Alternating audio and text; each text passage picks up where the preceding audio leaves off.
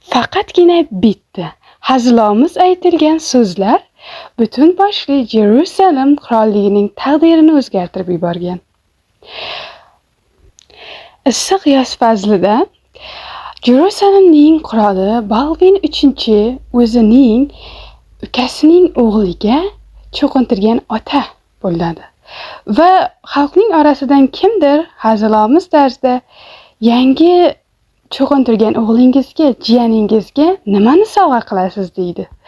Va o'shanda tabassum bilan qirol Balvin 3 butun boshli qirollikni va baxtga qarshi oradan 13 yil o'tib, xuddi uning jiyani Balvin 4 nomi bilan taxtga chiqadi.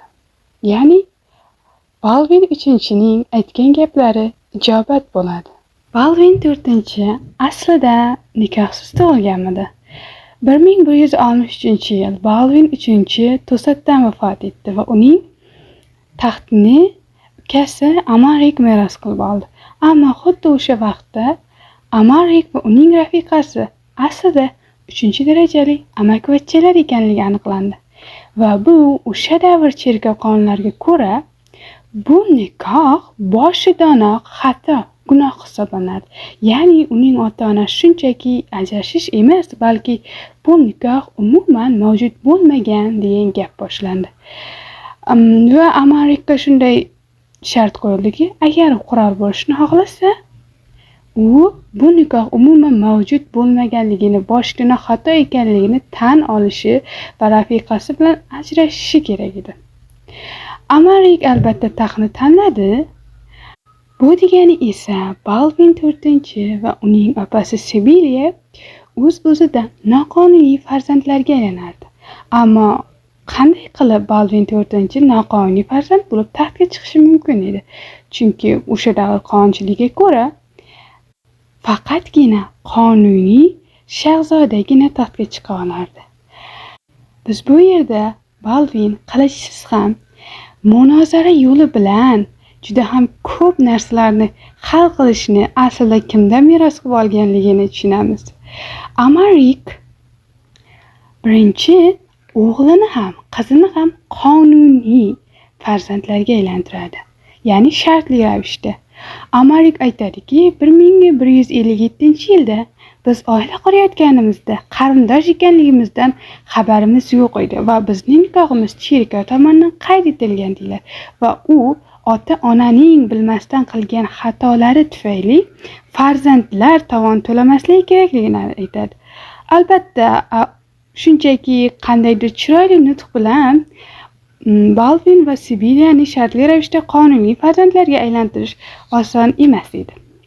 Va baxtga qarshi o'sha vaqtda Jerusalemda Rim papasining shaxsiy vakili Amarikning jon-jigarlaridan biri Kardinal Jon shu yerda edi. Va Kardinal Jonning yordami bilan Amarik birinchi o'z farzandlarini shartli ravishda qonuniy shahzoda va malikaga aylantirdi. Va shuna bir narsani aytib ketayin.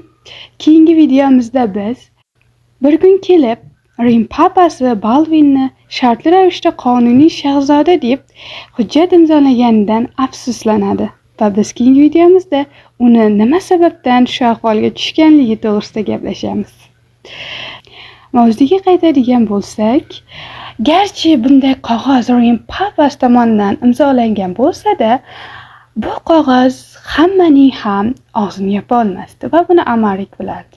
Amarik bilardiki, uning farzandlari shartli ravishda qonuniy bo'lsa-da, bir kun kelib zodagonlar taxtga chiqish masalasida Balvinni taxtdan surib tashlashga harakat qilardi. Chunki nima bo'lgan taqdirda ham uni ota-onasining nikohi boshidanoq gunoh hisoblangan nikoh edi.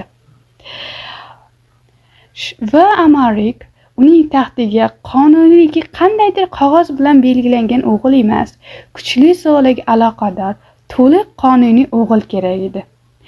Va shu sababli u 1167-yilda Vizantiya malikasi Mariya Komneniga uylandi va ba'zi bir tarixchilarning fikriga ko'ra ularning o'rtasida nikoh shartnomasi bo'lgan va bu nikoh shartnomasiga ko'ra agar Mariya Komneni o'g'il farzandini keltirsa, u farzand avtomatik tarzda taxt vorisiga aylanadi va Baldvin taxtdan butkul chetlashtiriladi va bu o'g'il farzand Vizantiya imperiyasining barcha ko'maklariga ega bo'ladi.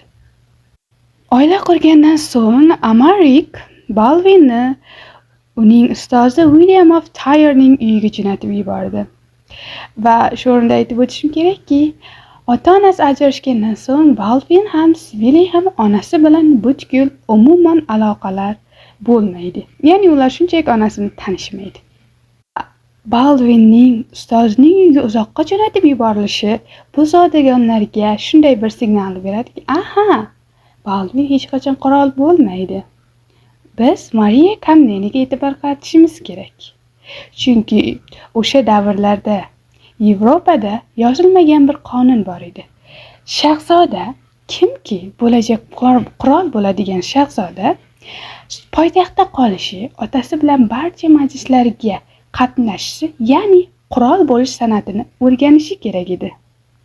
Va bundan tashqari, Amaric aslida Baldwinni o'zidan keyingi voris deb hisoblamaganligining yana bir belgisi, Amaric tiriklik vaqtida Baldwinni crowned prince, ya'ni toj kiydirilgan shahzoda demaydi.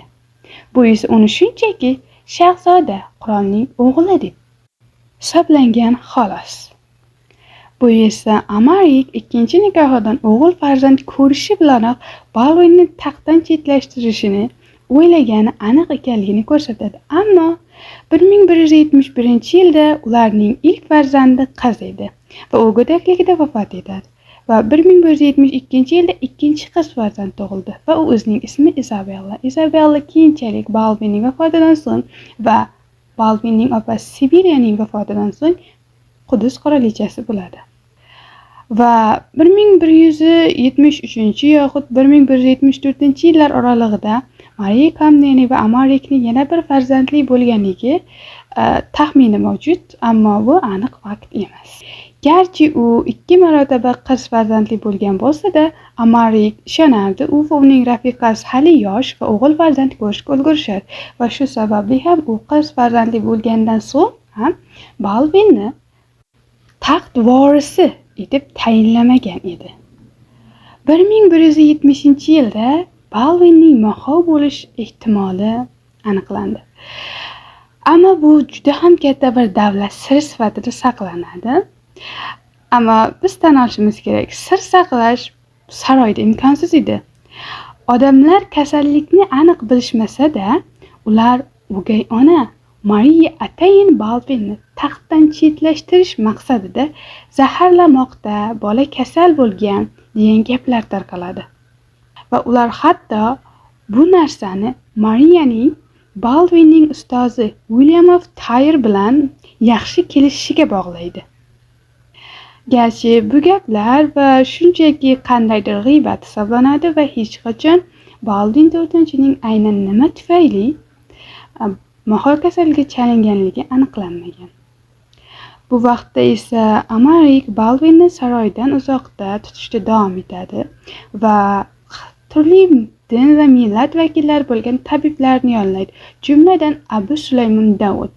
Abu Sulaymon Davud keyinchalik Baldwinning o'limiga qadar uning asosiy tabibi bo'ladi.